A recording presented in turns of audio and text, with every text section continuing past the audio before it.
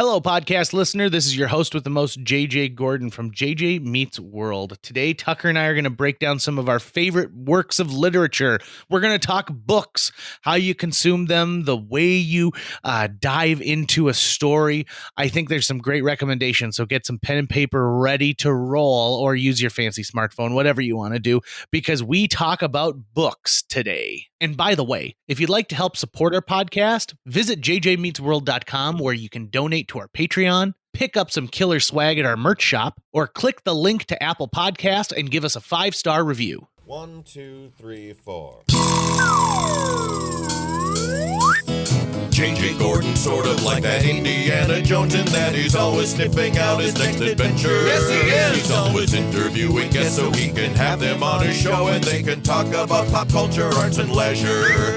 J.J. has his flag unfurled and he likes his french fries curled, and he's fun and then he twirled as he goes to meet the world. He will march into the rain even if his ankle sprained. Take a peek inside his brain. This podcast is called J.J. Meets World.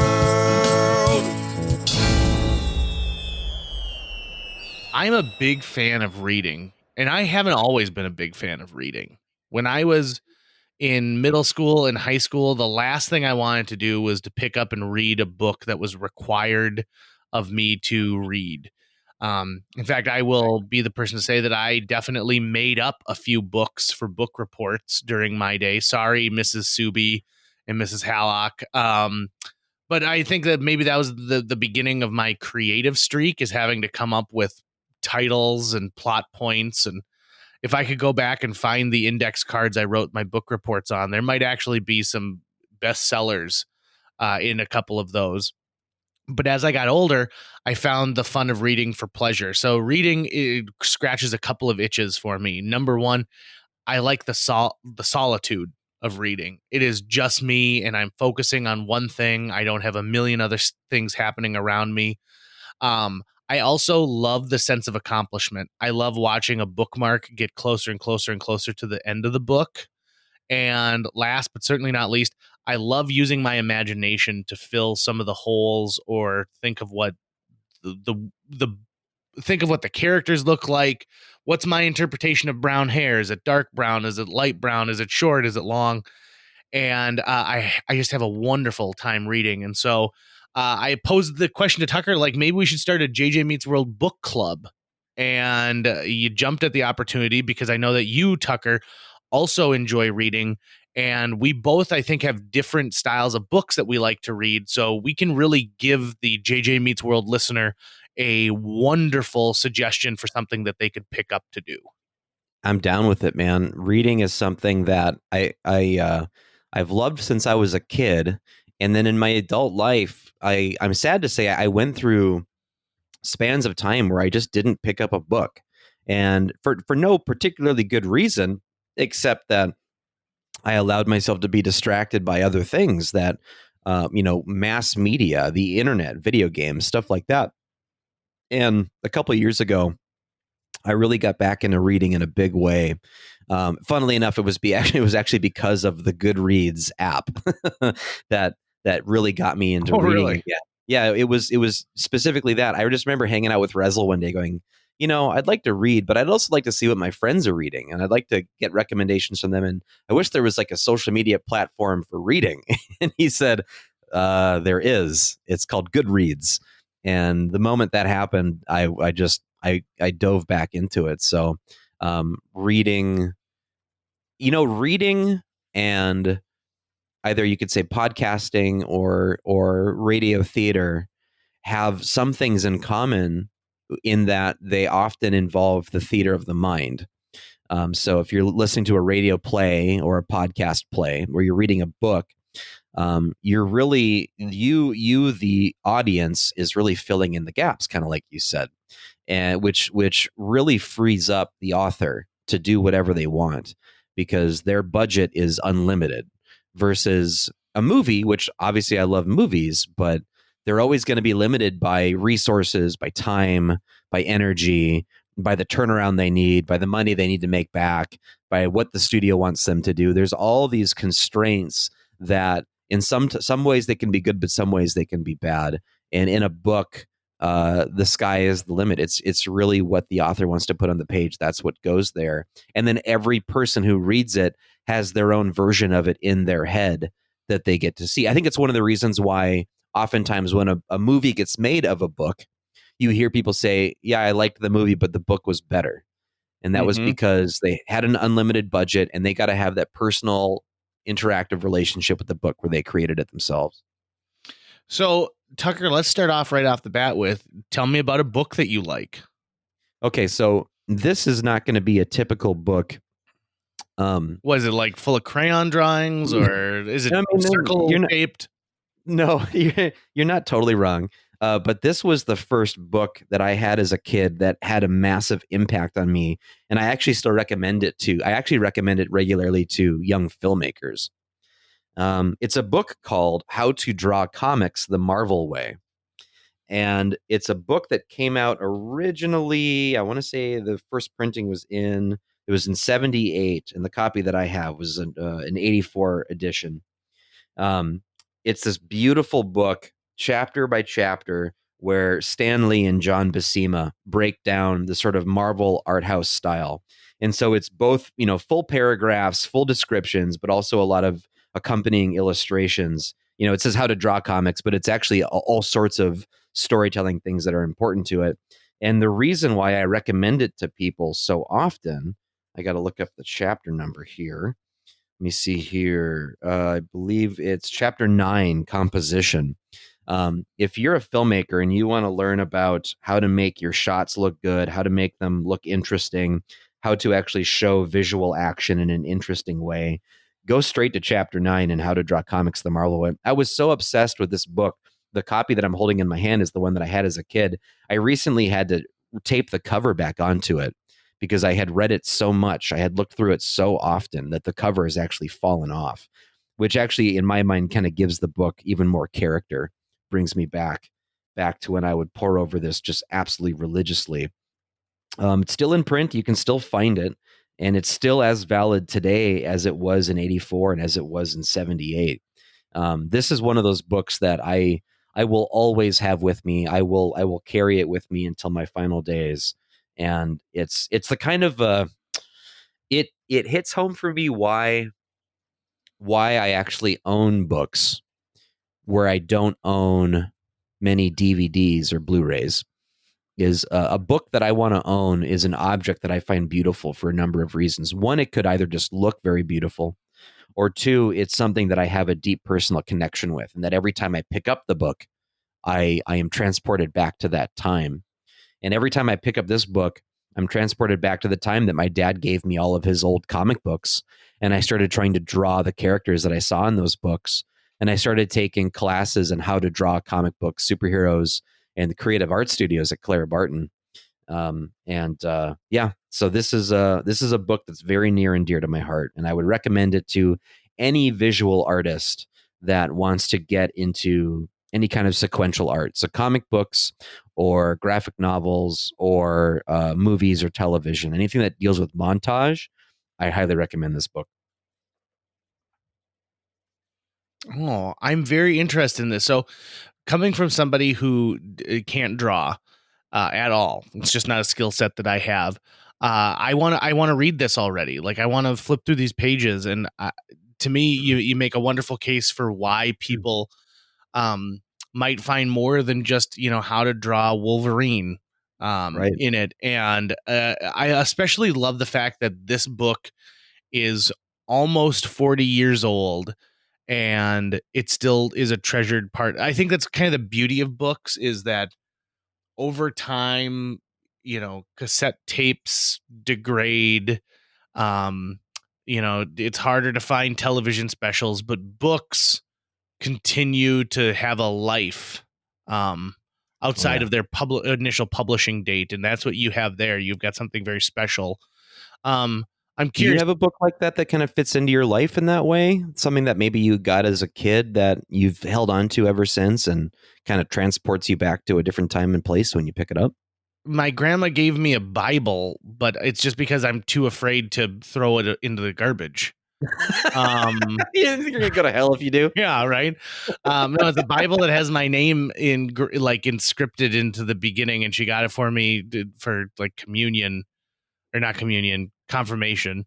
Gotcha. And but no, for me, I guess what I have is there's an old Sesame Street book called The Monster in the Mirror that has Grover on it, and for whatever reason, I've held on to that book. It was a book that my mom read to me as a kid, and I've held on to it. And in fact, the guy who illustrated a lot of the Sesame Street books that were out, especially like at the beginning of Sesame Street, owns the right to that artwork, and he sells lithographs and prints and sometimes the original of some of these pieces. And so I think that you can buy one of the images, and it's expensive. It's like $1,200 to buy one of the like illustrations from The Monster in the Mirror. But I remember that, and so that's probably the oldest book I have, and it's a little yellow and a little tattered, and I believe there is a little bit of packing tape holding one of the pieces of binding on it. But it does, when you hold a book like that, like you're ginger with it, right? You got to take care of that book. Yeah. I cut you off. You had a question before I asked you my question. What were you about to ask? Well, my question was this, is that have you ever lent that out to somebody when you have a treasured book like this that is showing some age? Have you ever let somebody borrow that? Have you ever been inclined, or is that something that stays in the private collection? That's actually a great question, and I actually have a couple of answers to it. So something like this that is really near and dear to me, like this particular printing of this book, I would not share it because I'm just so worried about something happening to it. Even my most responsible friends like you or Mike Rezel, I don't think you would ever lose it, but it's just so important to me that I'm like, oh, I got to hold on to it. But one thing I do, two things I do actually, excuse me. If I thought someone I knew should have a copy of this book, I would just buy them one as a gift, especially if it's still in print. And How to Draw Comics the Marvel Way, I haven't gifted it to anyone yet. I have recommended it to people a lot. However, a lot of the books that I read, even if I really liked reading the book, it might be a book that after I've read it, I go, yep, I like that book. I'm never going to read it again. I don't find the physical object I'm holding beautiful, and I don't have any emotional attachment to it. My philosophy is that I need to give the book away. I need to give it to someone else. And so that's what I do. The last time I did that, I think, was with a book by Sam Harris called Waking Up. And I gave it to a guy I met when I was working on the poker show. He was just one of the players that would visit the show a lot. And he was a big Sam Harris fan. And I said, hey, I'm reading Waking Up. Have you read it? And he said, oh, no, I wanted to read it so bad. Well, I finished reading it, and I liked the book well enough, and it was good. But I knew I didn't need to hold on to it anymore. I didn't find it a beautiful object. And this was a guy I knew who really wanted to read it. And just, he had the money. It wasn't like he couldn't go buy it, but he hadn't taken the time to do it yet. So I thought it's much better for me to just pass this off to someone else. Therefore, I'm not holding on to it. It's not taking up space in my life. I don't need to make my money back on it. I got my money out of it when I read it, and I would much rather it go have a life with someone else after that. So that's what I did. I took it on the road with me, and I handed it to him, and I said, read it in health. And then only thing I ask is that if you decide you don't want to keep it once it's done, find someone else who wants to read it, and don't lend it to them. Give it to them. Sure. Isn't it interesting how the only person who doesn't like book sharing is the publisher? Right. But that's one of the innate qualities of books, is that we like to share them. Like, for example, the book I'm going to recommend, according to Amazon, I have purchased 14 times because it is a book I love to give out, and I love to have, I always keep a copy with me at home, but I've given it out as grad gifts. I've given it out as homework to the line benders. It is just something that I like to give out because I feel like it's got a quality that is unlike any other book that I've ever read. And that book's called Guru: My Days with Del Close by Jeff Griggs. Del Close, for those of you who've never heard of him, is kind of the godfather of modern day improv. He worked and performed at the Second City when it was in its infancy. He founded the Improv Olympic, now called the IO, with Sharna Halpern, and he taught who you would consider the greatest comedians of all time. So he taught John Candy, John Belushi, Chris Farley, Mike Myers. I mean, the list goes on and on and on. And people made pilgrimages to Chicago to study with Del Close. What's unique about this book is it's a biography, but it's also an account of the last couple of years of Del's life. Jeff Griggs, the author, was a student at the Improv Olympic, and in exchange for free classes, he was given the task of taking Del on his errands every week. Del was a longtime smoker and frequent drug abuser and alcohol, and so he was pretty feeble in his last couple of years, and so he needed someone who could drive, who could, help him get heavy bags of groceries up 2 flights of stairs to his apartment. And so Jeff Griggs takes on this job, and Del Close was not a likable guy. He was a gruff, rude man. In fact, there's a great part in the book where he talks about how someone who is in level 3 improv, in the middle of a scene, he stops it and writes her a check for what her tuition would have been at Improv Olympic because he, quote unquote, hasn't taught her a fucking thing. Ouch. But people loved him for that. So this book talks about those last couple of years of Del's life and just some really amazing moments that take place during that time. And then it also is a biography about Del's life. And so it talks about how he got to be a part of these performers. So he was like, do you remember the Rolling Stones had that horrible concert at Altamont where there was people who were crushed to death? And right. Yeah. So he was in the helicopter that day. He was bidding on a rare book at a rare book auction, and it was a back and forth. And the gentleman who he was bidding against was L. Ron Hubbard. And they have a long discussion afterwards, and he was talking about how he wanted to create this new age sort of like lifestyle, and Del told him there's no money in that. You should turn it into a religion. So he's not only did you say Second City he was the grandfather of? So Second City, he was one of the founding members of the Second City, but he started the Improv Olympic. You can kind of then also add Scientology to that list. Yep. He was a fire eater for many years in the circus. This guy just has one of the most amazing life stories you've ever heard. And so when he was on his deathbed, they wanted to have a big party. And so like Bill Murray paid for all the food that was at this thing, and George Wendt shows up. I mean, the list of celebrities that considered this guy the man who taught them everything they know is amazing. And he has an amazing life story. And in fact, there have been a couple other biographies written about him that label him the most famous person you've never heard of. And if you've seen the movie The Untouchables, at one point, Kevin Costner is being an alderman is trying to bribe Kevin Costner, and he's got this big gap between his teeth. That is Del Close. He had a couple of television and movie roles over the years, but it is so good. I've probably read this book a dozen times. What would you say would be one of the central either themes or lessons from that book that you take away from it? Because obviously, I mean, yeah, it's so meaningful to you. I've heard you mention this book so many times over the years. So what is it you think, if you had to distill it down to like one thing, one lesson or one theme, what do you think it is that you're getting out of that book? Sure. It's actually the thing that I take away the most is a very simple improv concept. It's about status. Status in improv or in a play is, where is your position in regards to another character or actor's position? Are you above them? Are you below them? And most of the time we explain this as simply, a king and a peasant, right? So the king is high status and the peasant is low status.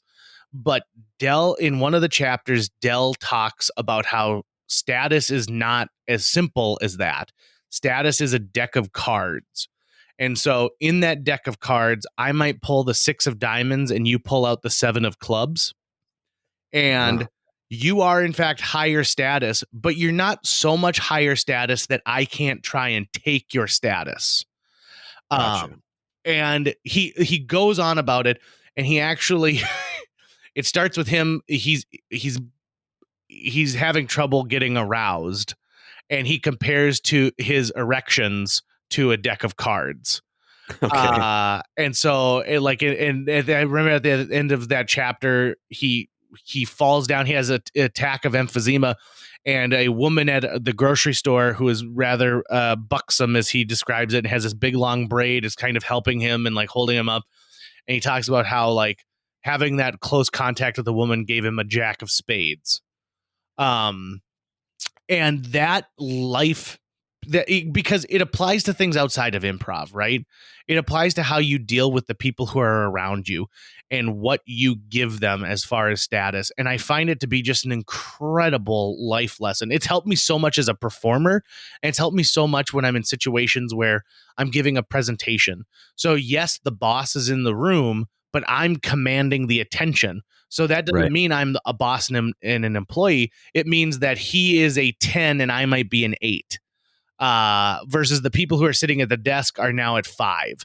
It's such a unique way of thinking about where your confidence level should be and where it's appropriate for you to interrupt and take status, because that's all of what it is in comedy, is taking and giving status. I find that one single moment there to be just amazing, and the book is full of little pieces like that. There's another great example of this is at a time when, do you remember web TV where you could yeah. So this kind of dates the book of the era we're talking about, but they hook Dell up with web TV, and he hears an excerpt from a radio play that he listened to a lot as a kid. And when he finds out that you can listen to the entire episodes, he instantly becomes nostalgic and sad, and his voice shakes because he's being given something that he never thought he would be able to hear again, and how important that was as a kid when his parents weren't around and he was raised by the radio.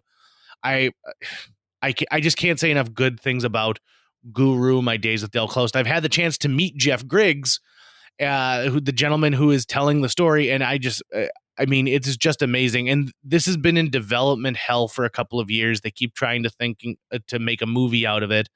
And I think Mike Myers at one point was attached to star as Del Close. And I think that this is the type of book that even if you don't know anything about improv, even if you don't know anything about the Second City, this book is a time capsule for an era that we all can appreciate. And I think it's really well done, and it's very, very good.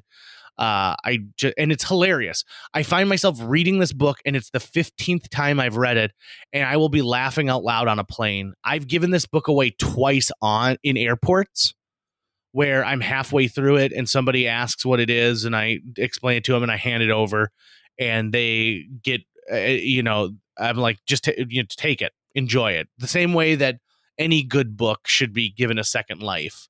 So they have a Kindle version of it now that I think I'm going to buy, just to make sure that I've got a digital copy. There's no audio book of it though, and I would love an audio book because I could imagine myself listening to that once a year as well. Who would you like to read the audiobook if you could pick? I think it would have to be the author. I think it'd have to be Jeff Griggs. Gotcha. But I think I'd want him to do voices as part of it. I think I'd want him to, like, every time he talks, as instead of like, and Dell said, let's go to the grocery store. It should be like, and Dell said, let's go to the grocery store. I think you'd have to put a little bit of theatricality into it. Right. Name another book, Tucker. Okay, so this next one, I picked a bunch of nostalgic deep cuts for me. These are the books that I will carry with me forever. So, I said I got into reading really early on. I remember when I started reading, when they started teaching us reading in first grade, I picked it up like a sponge soaking up water. And once I could start reading, I would read absolutely everything I could get my hands on. I even remember us driving around town and me not being able to shut my brain off from reading all of the billboards. So for whatever reason, my brain sucked at math, but reading, it was like nothing. I could absolutely do it. I loved it. And so I started reading everything that we had on our bookshelf at home. And I was reading a couple of grades advanced of me, of what someone, a first grader, should be able to read. Well, we have, and I own this now. My mom gave it to me, but we had this junior classics book set by Collier. Then this particular edition, let me see here, I'll pull it open again here, was printed 1938. So this is an old edition. And the junior classics books, there's a bunch of different editions of them. It's a complete list. Sometimes it's 7 books, sometimes it's 10. And each book is a different collection of short stories or poems or prose. And the one I'm holding in my hand right now is the one that really had an impact on me. It was number 3, and it's called Myths and Legends. And this was the first place that I'd ever heard about the Norse gods, Thor and Odin and Frigga and Balder. And this was where I learned about those characters even before I started reading the Thor comic books. And this is a book. It's a beautiful, almost like a midnight blue. And it's the kind of book where the pages are yellowed, where you open it and you get that old book smell, which is something that I just die for. I absolutely love the smell of old books. And I've never fully read through this book. I've read different of the chapters of it, the different. I've read the full section of the Norse myths. There are some other ones like the Chimera, the Golden Touch, the Divine Musician that I did dig into at the time as well. But yeah, this was a book that just captivated me. And not only did I like reading it, I like just looking at the book as a physical object. It's something that I like to hold in my hand. I like to turn it over. I like to look at how they sort of engraved the front cover without using any foil print. So this is the young folks shelf of books with a big sort of golden wheat leaf going through it.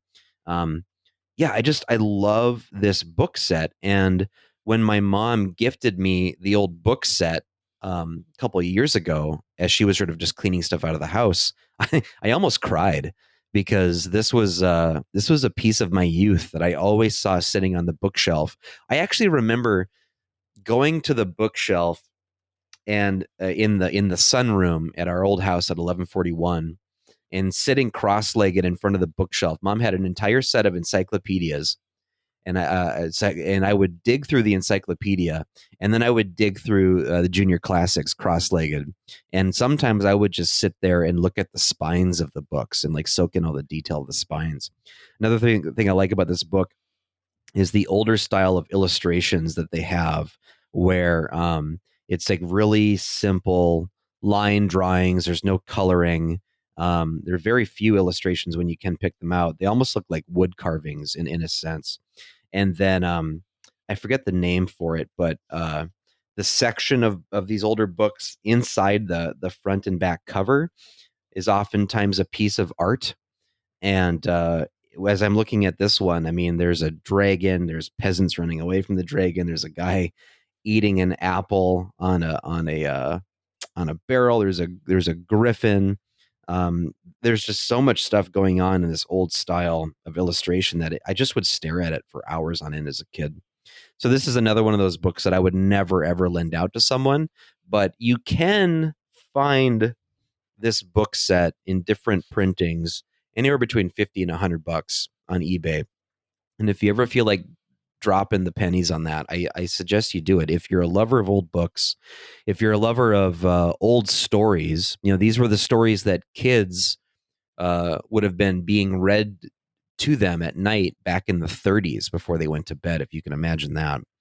And so I try to picture what it would have been like being one of those kids where you don't have access to television, you don't have access to the internet, you don't have big budget blockbuster movies with all these special effects that create the visions for you. You have to create them in your head.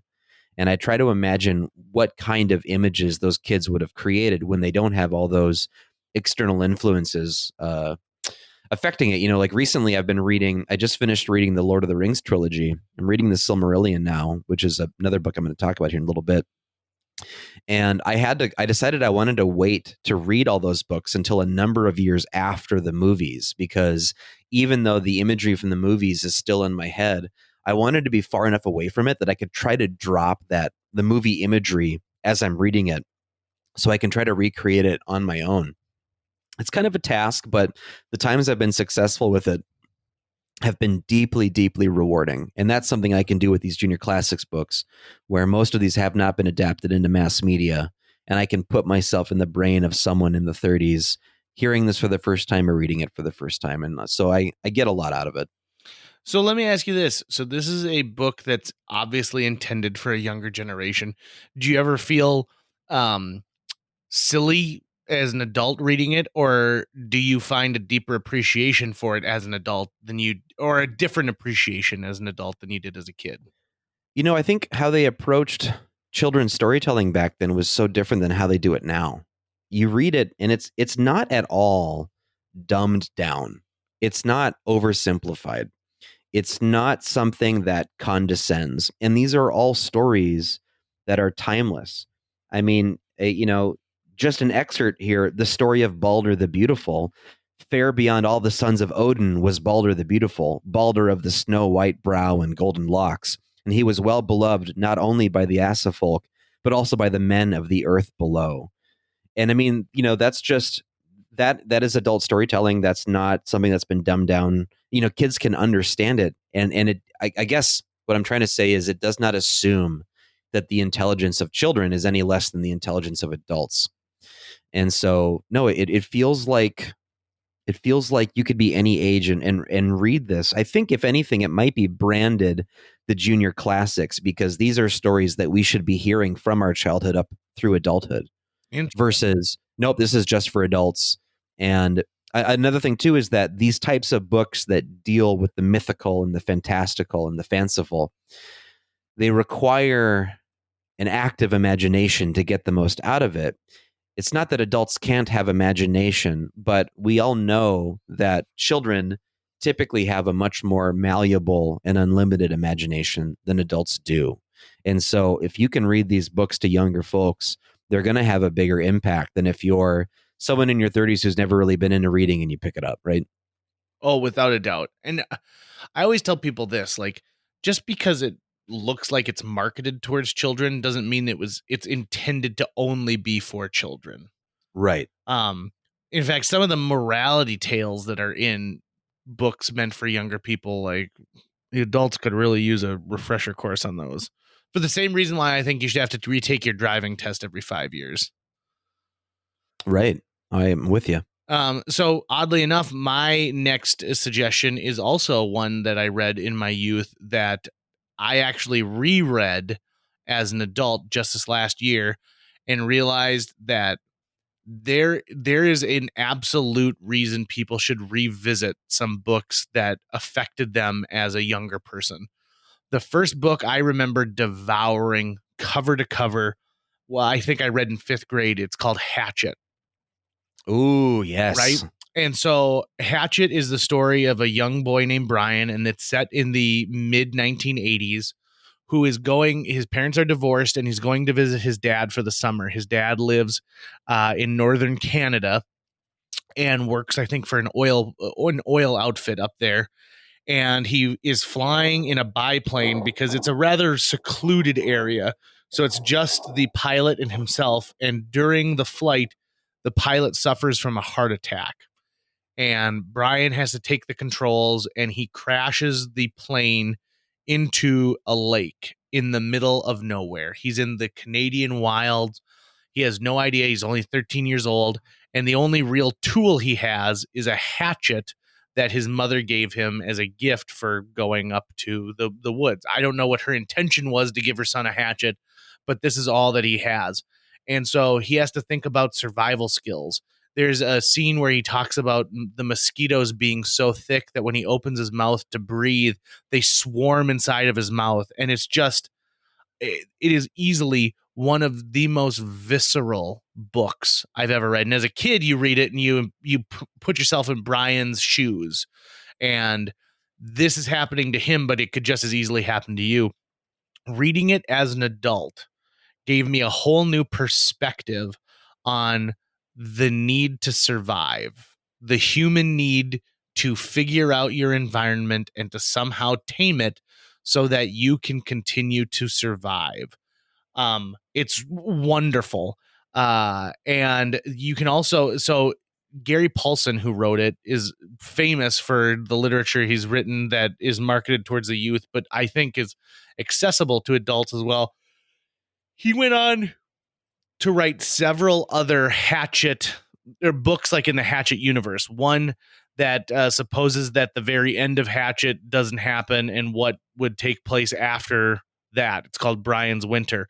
Another one where Brian has to go back with a reporter and recreate what he did. Another one, Brian's Song, where he, after this experience, doesn't fit in society anymore, and he misses the noise of nature versus the noise of a city. It is just incredibly engrossing and so good. Not only is the book great and it's an easy read, you could get through Hatchet in a weekend, but Peter Coyote, the actor, does the audiobook, and you can listen to like the first couple of them. I know I own them on Audible now. I listen to them probably once a year. But this book is so good. And fifth grade JJ loved it, and 35-year-old JJ loved it. I got to tell you, fifth grade Tucker loved it too. I remember reading that in Mr. Weezer's class. And that was back when, back when, I'm sure they still do it, where they'd make the class kind of read together. And I would suffer through that because you always had to listen to the kid that kid was crappy at reading. Yeah, the kid who was struggling. I also think too, like you're trying to follow along, right? And if you were a fast reader, you're being held back, and if you were a slow reader, you were struggling to keep up. I think group reading is the worst idea. Yeah, it does. It basically punishes the kids who aren't that good at it, and it punishes the kids who are really good at it. But that was a book then, because of that I just read it at home as quickly as I could so that I wouldn't be bothered by the group reading. I know I deeply remember that. And then I remember we also watched was it a made for TV movie that they made of that? I think we watched that in class, and I always think about the scene where he builds the fire and then goes, "No bugs." Yeah. No bugs. jumping around, so happy. Was there a sequel to that book?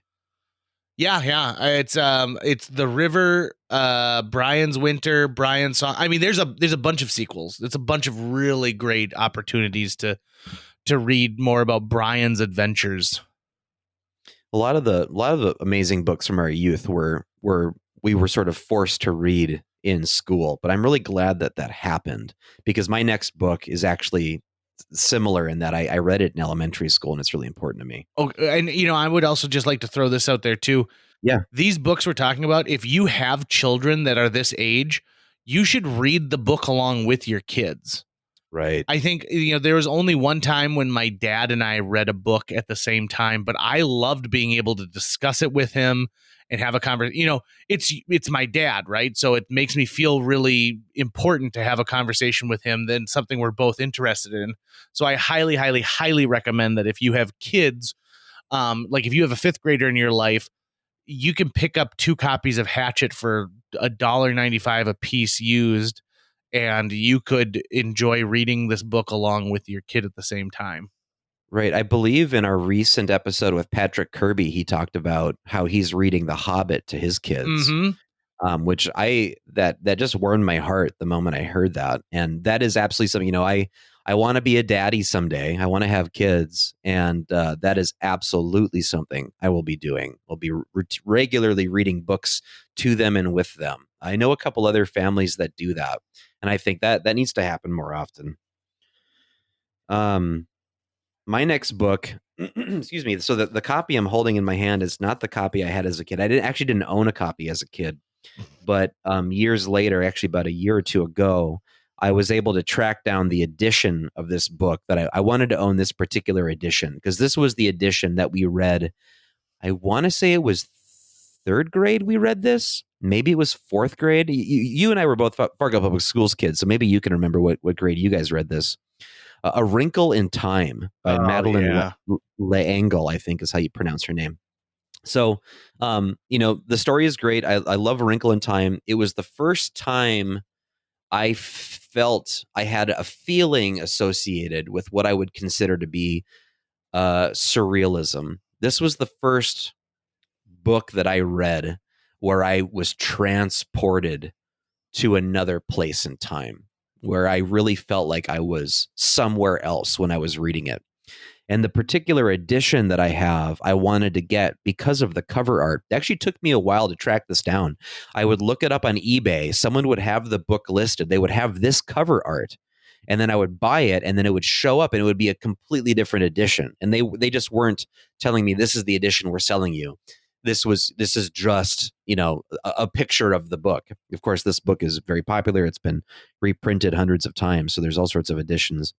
This particular edition came out, I should have looked all this up before I started talking. 1976 was the first Laurel Leaf printing. This printing, I'm sorry, copyright 62. There was a printing in 76. This printing was in 83. But the cover of it is a picture of a horseman who has wings, rainbow wings for arms. And then you see a giant green head with red eyes and a blue sphere. And just the art of the cover captivated me so much. And I wanted to get this edition of it back. Of course, it's got that old book smell, which I love. But the copy that I'm holding in my hand is extra special. And this was totally on accident. And I think the company that was selling this didn't know what was in this book, because I bought it for like $4, like super, super cheap. And I think they were just clearing out old books, and they had this one and they slapped a price on it and they sold it.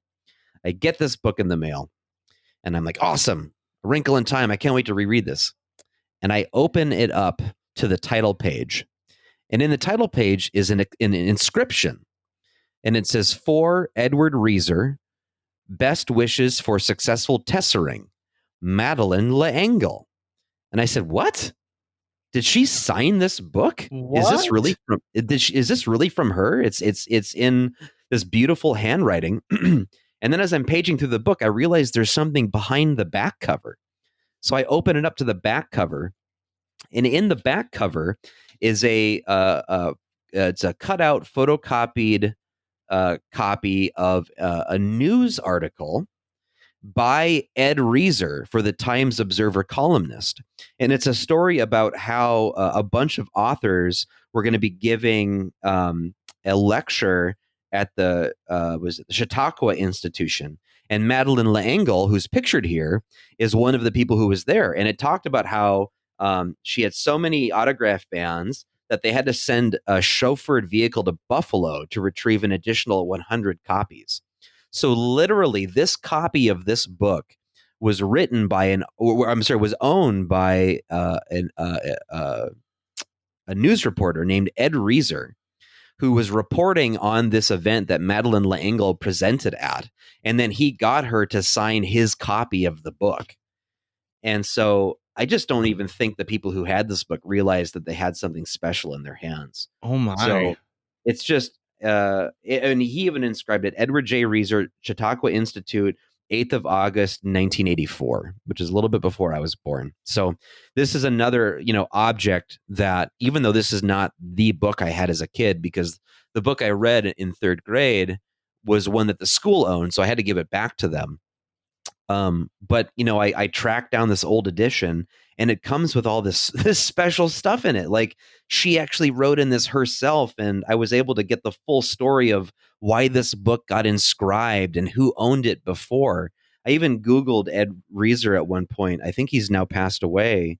Yeah, so there's just this book in my hand is a living object, right? It's had a history. It's gone from hand to hand, and it was actually touched by the author herself. And to me, that just, I hold it to me and I feel like I can feel it vibrating, right? Like it's got its own heartbeat. So this is another object that I have now read this copy of it. I absolutely loved reading it. Reading it transported me back to elementary school at Horseman. I started thinking about like my first crushes back then. I started thinking about the square pizza in the cafeteria. I started thinking about how Horseman, I think we were the only school in the Fargo public school system who had a carpeted gym. And that's where we would eat our lunch as well, was on this carpeted gym. So just a lot of great memories that are packed in with this book. I love it so much. You know, nobody holds a copy of the Blu-ray A Wrinkle in Time with Oprah and feels like it's vibrating. Exactly. So I think you've got an excellent point that you make there. And, you know, I really I remember loving that book a lot too. And that's a book that I should revisit as an adult, because I bet I'd find both nostalgia as well as new insight into it. Do you happen to remember what grade we would have read this in? I keep thinking it's third grade, but I could be wrong. It might have been fourth. It was not fifth grade. I want to say it was fourth grade for me. I mean, that's kind of what my feeling is. Mrs. Subi, my fourth grade teacher, loved reading and was really good at teaching reading. Well, if any of my fellow Horseman Hornets are listening to this podcast and you happen to remember the years that we read these books, reach out to me on Facebook. I'd love to see if you can remember when we read it. Tucker's dying to know. I'm dying to know. I mean, third grade or fourth grade, what is it? I'm going to move to a book that is the exact opposite of appropriate for children. So the title of this book is called Candy Girl. A year in the life of an unlikely stripper. So this book is written by Diablo Cody, who was the woman who wrote the movie Juno. Had huge success with Juno. She wrote young adult Jennifer's Body. She became kind of an it girl in Hollywood for writing really great female characters. So this book came out in December 2006, and it's interesting because the book itself talks about how she was living with a guy in Minneapolis, Minnesota. And I love books that have, where I know some of the reference points in them. So she talks about some restaurants and spots, and I'm like, oh, I've been there. And what she decides is she works in an office, but she would like to earn some extra money. And so she decides, you know what, I'm going to see what stripping is all about. And so it is a part of her life where she not only does it maybe thinking like, I'll just make some extra money one day a week, but it becomes her career. And it's not an expose necessarily, but it is certainly a behind the curtain of the world of people who work in, not the sex industry necessarily, but the sexy industry, if you will. Sure. Right. She is such an amazingly funny writer. She has stuff that she writes that will make you burst out laughing. I've loaned this book to 4 or 5 people who all told me the same thing. Well, I got halfway through it, and then I just decided to order my own copy of it because I like it. In fact, a few previous podcast guests have done the same. There are also a couple of pages, and I've actually put a little dog ear on those pages because I can't read them again. It made me almost throw up with some of the stuff. So, here's a review of it. Okay. Diablo Cody is to stripping what Chuck Klosterman is to pop culture and Sarah Vowell is to American history. Candy Girl is fiendishly funny, muscle car fast, and frighteningly, and I do mean frighteningly accurate. So I think that there's something really unique about this book. It's very sex positive, which is something that I think we could all use in the upper Midwest a little bit more. Yep. And it talks about this is something she decided to do for herself, and she feels empowered when she does it. And she gets out when it's time to get out. And she talks about how it puts stress on her relationship, not just with her boyfriend, but with her family members and with other coworkers. She talks about the awkwardness of seeing someone at the club who she knows from the outside world. It is just a wonderful book, and it's almost 15 years old. This came out in 2006. And I just, if you can get past the fact that you are reading a book with the word stripper in the title, Right. I think that you are really going to enjoy this. And this book suffers from the fact that it does, like on the cover, it's got a picture of Diablo Cody with one of her tattoos, and then like a little bit of stripper art, and then the word stripper. And I think that turns certain people away, and they're like, oh, well, I don't want to read something smutty. And this isn't smutty. This is something that a person really did. And no matter where you end on the spectrum of whether or not you think it's appropriate or not that strip clubs do exist, this talks about what happens to the lifestyle. In fact, when it gets ranked on Amazon, these are some of the categories it falls in: medical psychology of sexuality, popular culture in social sciences, popular psychology. So it bumps itself into a lot of different genres, not just memoir. But I highly, highly, highly recommend it. If you're going to read it on a plane, make sure that you kind of, adjust your body so your shoulders holding, a little bit over, and you have a little bit of privacy with it. But it is something where I think a couple could both read this book and, share completely different feelings about what it is and what it means. I think I've got 4 copies of this in my library because I'm constantly loaning it out to different people. And I haven't had a single person give it back to me and say that they did not enjoy it. So you're saying that this is the kind of book that really can spur conversation? Without a doubt. Without a doubt. I guess that's why people do book clubs, is to get that extra piece of it, where you've got a group of people all reading the same book, and then you get to kind of get a view of each of their inner copy of the book, where the version that they make in their head as they're reading it, and you get to kind of either debate the finer points of it or talk about what it means to you, what impact it has on you. I think that's one of the things about books that is so magical, is the person reading the book is bringing so much to the book. They're the author of the book has written it, but you are almost co-authoring the book again in your head as you're reading it and picturing it, right? Without a doubt. And I also think too, one of the reasons for book clubs is so that you can see inside other people's homes. Right. Right. I have one final book that I'd like to bring up during this our sort of book club-ish discussion. We are not in each other's homes, and we're not talking about like the same book that we've read, although I would love to read that Diablo Cody book. I'm in Tucker's house right now, but he doesn't know it. Oh, is that why it smells like cheese? So everyone has heard of the Chronicles of Narnia, in which most people have heard of The Lion, the Witch, and the Wardrobe.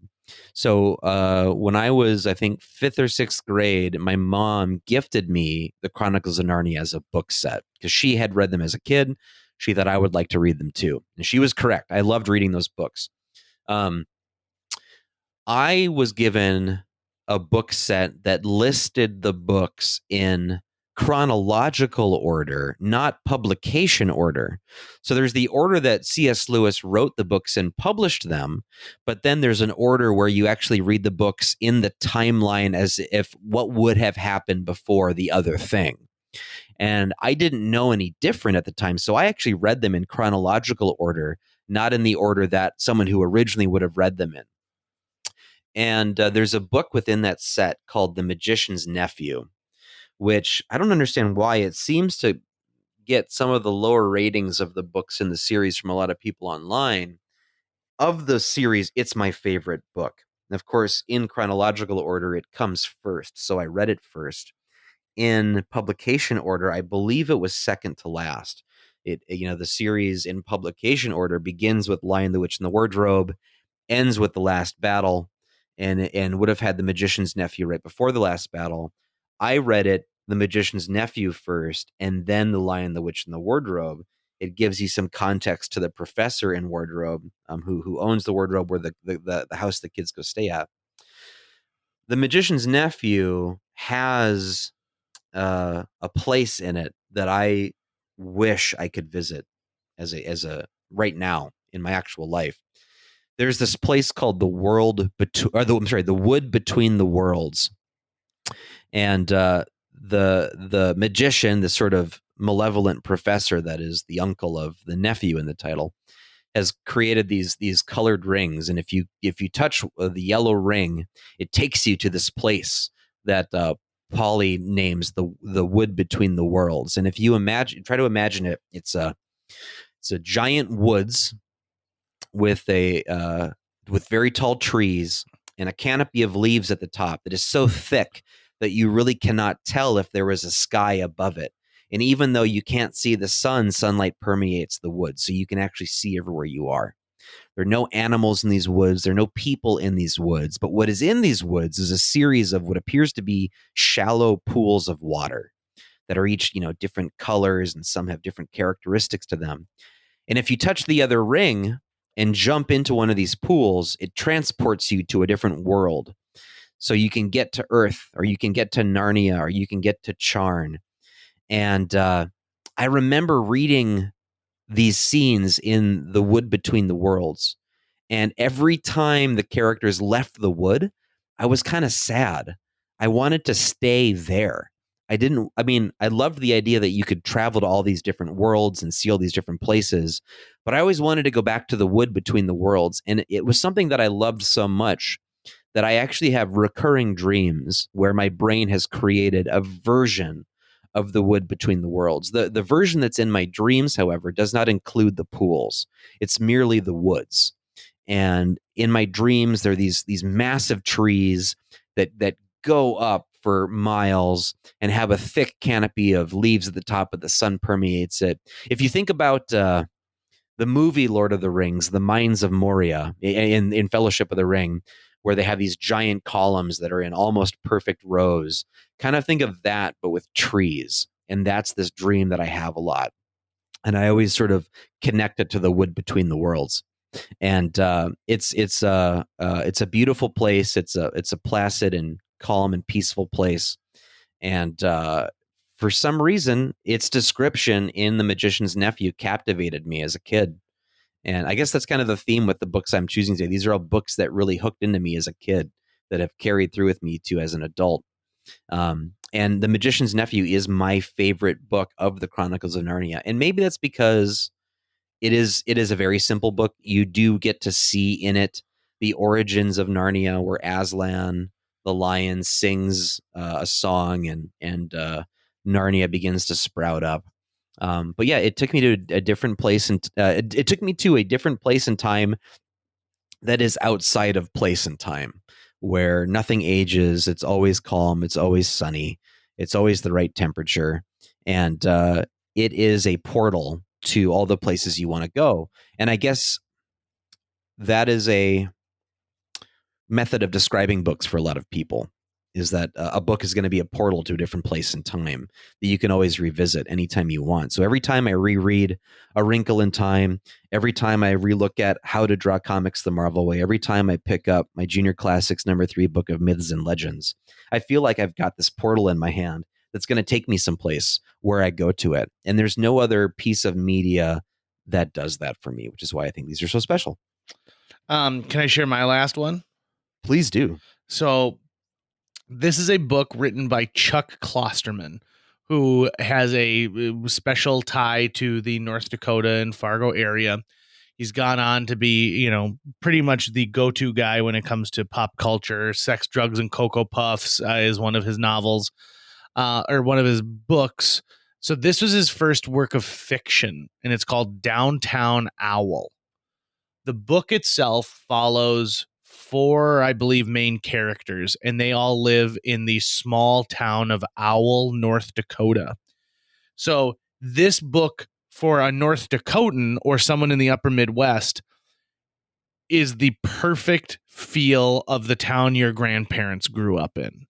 It's the town that you went to visit like cousins, where you could see a horse just as soon as you might see another Ford F-150 going by.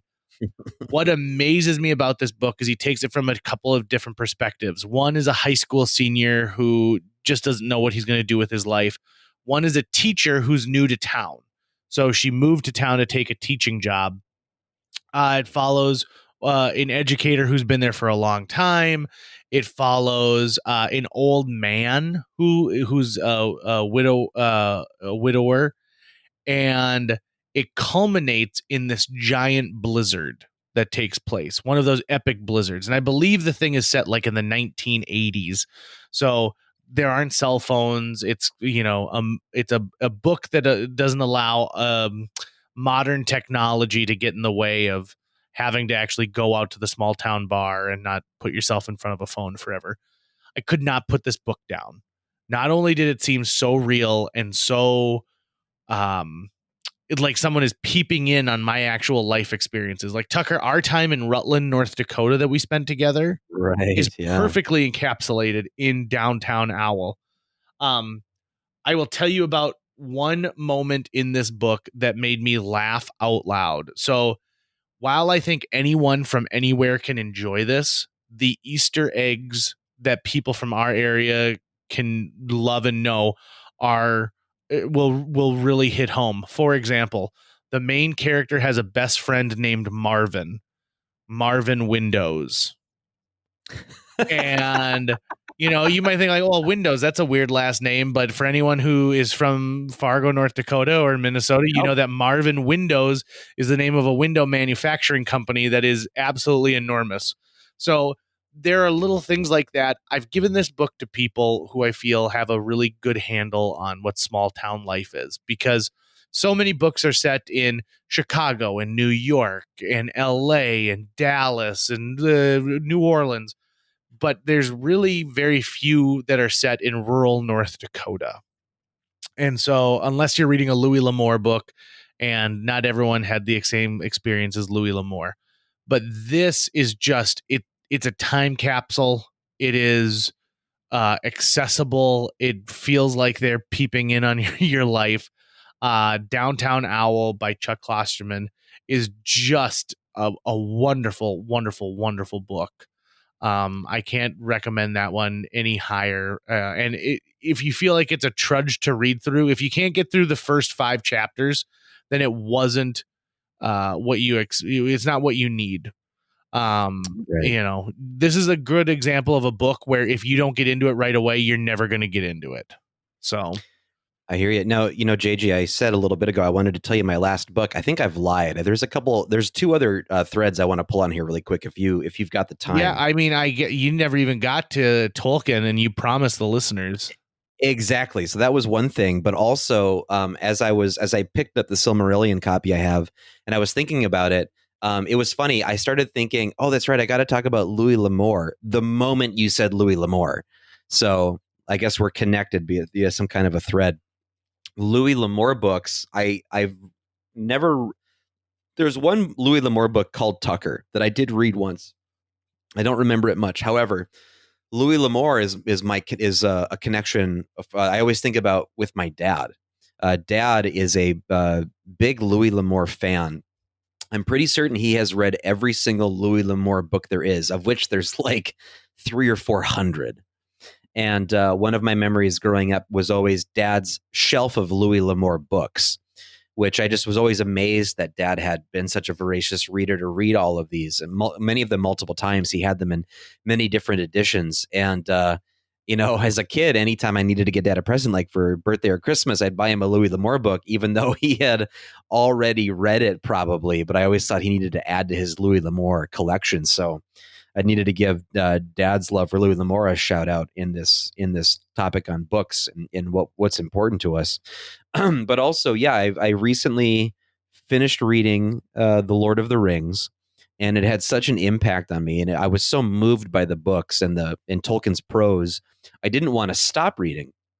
And I knew, obviously, the Silmarillion is out there, and that it's not going to be the same experience as reading The Lord of the Rings, because it's more it's written like just a pre-mythology to Europe, where it's written more almost like the Bible or like a book of old mythology, where it's like, yep, and then this creature went over here and did this, and then that's where we get the mountains from, and then Ulmo went and created the oceans, blah, blah, blah, blah, blah. However, so this edition I'm holding in my hand right now was another one from our family bookshelf growing up. And I always saw this sitting there on the bookshelf. And I remember as a kid picking it up once or twice, looking at it, not really knowing what it was about, saw sort of the elvish script that's inside of it, tried reading it once or twice, couldn't get into it as a kid, didn't really have the language for it quite yet. And then when I wanted to read the Silmarillion, instead of buying a copy, I thought, oh, maybe mom still has this book. So I asked her, and she says, yep, I've got it. You can come pick it up anytime. I went and picked it up. She actually has gifted it to me now. Thank you very much, Mom. I love you. This is a first edition from 1977 of the Silmarillion. This particular copy you can actually fetch about $100 for now. If you were to sell it, I will never, ever sell this book, ever. It's beautiful. It's hardcover. And this was an edition that used to be owned by the Moorhead Public Library and then was sold when they were clearing out some of their books. The Moorhead Public Library will sell their books from time to time when they're trying to bring in new stock. And my mom bought this probably in the early 80s. Let me see here. When was the last time this was checked out? So it's still got the library card inside of it and everything. The last time this was checked out was June 15th, 1981. It's got 2 old library cards in the back of it. It was checked out by, it was checked out October 1st, 1981 by Becky Dean. So Becky Dean, shout out to you. If you're listening and you happen to understand what I'm talking about, I've got your old rented copy of the Silmarillion. But also then when you open it up, it has a fold out map that's got the old book smell to it. Like the map of Beleriand and the lands to the north. And I cannot stop looking at this map. And the funny thing is this is a map of a place that doesn't actually exist physically somewhere, but to the author and to the people who fell in love with his books, this is a real place. And that was one of the things about Tolkien that was that is so potent, is that when he describes a place, if it's something you're into, I know not everyone's into it, so I don't begrudge them that, but his prose is so good when he talks about the spread of food on the table. I can taste and smell the food. And when he talks about the sunlight coming up over the mountain, bouncing off of the river, I can see that. I can see the forest of Brethil and the forest of Neldoreth, and I can see Himland, and I can see Ladros, and I can see all these places in my mind. It's something about the way he describes it is just so visceral and real to me. And one of the things I was really getting out of reading Tolkien's books now was that he was someone with an incredibly vivid imagination, obviously. The Silmarillion and this mythos he started writing back in World War I while he was amongst the trenches, dodging enemy fire. And this was written by a guy who, kind of like I said earlier in the program, he didn't have access to big blockbuster movies with massive special effects, right? He didn't know what it would look like on screen to render a cave troll. He could only describe what he saw in his mind as a cave troll, and he could only hope that his description would be good enough that you might not see exactly what he sees in his head, but it's going to create something as visceral in your own mind. And so in this time of this pandemic, when we're all looking for distractions because we're all kind of stuck in our homes, I wanted something different than Netflix streaming and YouTube and social media that could kind of get me out of this place from time to time. Anytime I'm watching those things, I might get into it, but I'm not transported anywhere. I'm still very much sitting in my chair at my computer. When I read Tolkien's books, I go somewhere else. And it's wonderful. I'm a technology kid. I love computer screens. I love looking at them. I have a Kindle. I read off my Kindle from time to time. But I get what's different about holding that book in your hand and reading ink off of paper and getting to smell the book and knowing that the book was handed down to other people and seeing that the author may have inscribed something inside of it, seeing bent pages where something got tattered or a food stain or a piece of an old piece of tape that was holding something together that's no longer there, or seeing a library card stuck inside the binding. These are living objects that are that take something with them wherever they go. And I don't think you can put that into a computer file. As much as I am a technophile, there are things that they cannot replace. They're not replacements, they're just different. And that's why I'm fairly certain we'll never lose printed books.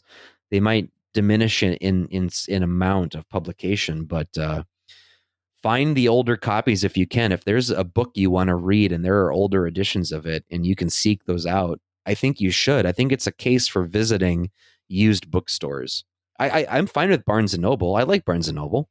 I'll go there from time to time and buy something new, or I'll buy something new off Amazon if I feel the need to, especially if the book is modern. It was just written. But if there's a book that came out anytime prior to now, if I can find a used copy of it, I try to go there because that's where I feel like I get the most out of it. How do you feel about that, JJ? I'm a big fan of going into, like half price books. Like when I go to the cities, what amazes me is there is the same chain of used bookstores, but I will go to 3 of their locations in a single trip because each one has a different gem. I order the bulk of the new books I order off of Amazon. Books are a go-to gift for me. I find, I like being able to inscribe the first page of a book and give it. So I go to the Barnes and Noble when I have a chance. If B. Dalton were still around in the mall, I'd go there. I had a Borders credit card for a while. And so to me, like wherever you can find it, I also would say this. If you like, you already know this, if you like used books and you go to used bookstores, but at least once a year, almost every library has a book sale. And they're just moving through, maybe they had multiple copies of something. Maybe it's something that they're just getting off the shelf because it hasn't been rented in a year. So in fact, I'd be interested to know how they choose what books end up on the sale rack. But some of them, sometimes it's as many books as you can fit in this bag for $10. Mm-hmm. And there is no way that you would spend more time and get more enjoyment out of a month of Netflix versus a month of books. Right. I'm with you. And so they're great. There's a reason why books are part of vacations, why beach reading is so big. There's a reason why I believe it's in Norway. It's either in Norway or Denmark, but for Easter, they read crime novels. Like the family goes up to a cabin and everyone reads crime novels, and that's what they do. There is a reason why you've been able to buy books at places like grocery stores and pharmacies and little convenience stores forever, because books are universal. And I would say this to the person out there who might be listening who has a difficulty reading, which I know is out there. And trust me, that is definitely quite a cross to bear for you if reading is hard. Audible is if you're not subscribed to Audible yet, it is a very low cost, and they give you 1 credit a month plus discounts on audiobooks. They make original content now. I go gaga for Audible. I just love the amount of stuff that is out there. And also, if you've never listened to an audiobook, there's abridged and unabridged. Unabridged means they read it word for word. Abridged means they've condensed the book down so you don't have to hear every single piece, because they figured out a shortened way to set the mood. I go back and forth on whether or not I want to listen to the abridged or unabridged version of a book. Yeah, I could talk for another couple hours about the unabridged books that I've read and going that way. Count of Monte Cristo, I read that unabridged. And I haven't done a ton of books on tape, which is obviously an incorrect term to use. An audiobook is the way to say it. But I think the last time I listened to an audiobook that I absolutely loved was the Daily Show book. Mm-hmm. Yeah, great. I think maybe you and I may have listened to that actually on a road trip. We sure did when we weren't. What was it? The Nanny Diaries as well. Did we listen to that? Yep, read by Julia Roberts. What's beautiful about today's era is, back in the day, like if you were in the middle of a chapter and you were like listening to it on CD and you popped the CD out or you changed it, you couldn't find that exact spot. And it might take like 25 minutes to read a chapter. Nowadays with things like Audible, you've got a quick like, oh, I didn't catch that. Rewind 30 seconds, jump forward 30 seconds. It's just, I love it. Tucker, we gave some really great recommendations out there for books and ways to find and consume these things. I'm going to call it. This is one of my favorite episodes, I think, already. This has been a lot of fun. I think, and if you are listening to this and you have a suggestion for a book that we should read, please reach out to us on social media, because let's do a virtual book trade with ideas and concepts. Right on. Love it. All right. Thanks, Tucker. That's going to wrap it up for today's show. If you enjoyed this episode and would like to help us continue to produce 2 new episodes each week, visit jjmeetsworld.com, where you can donate to our Patreon, pick up some swag at the merch shop, or follow our link to Apple Podcasts and leave us a 5-star review. You can also follow us on social media. We're on Facebook, Instagram, Twitter, YouTube, all the sites the cool kids are using these days. JJ Meets World is produced every week by Tucker Lucas. You can find out more about Tucker's work by visiting moonbasemaria.com. If you want to get in touch with your host with the most, check out linebenders.com, where you can find direct contact info for JJ or booking information. Another really good book is The Card Catalog